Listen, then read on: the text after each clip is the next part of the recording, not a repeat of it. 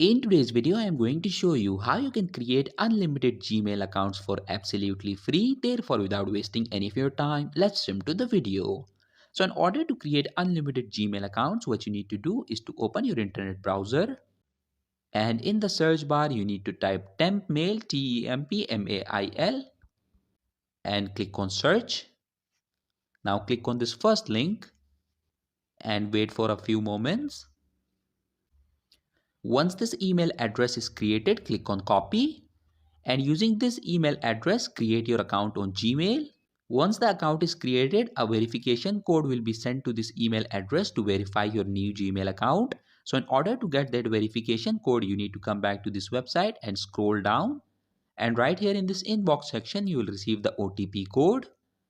Paste the OTP code on Gmail and your Gmail account will be created. In this way, you can create unlimited Gmail accounts for absolutely free. So that was it for this video, and I'll see you guys in the next one. Peace out.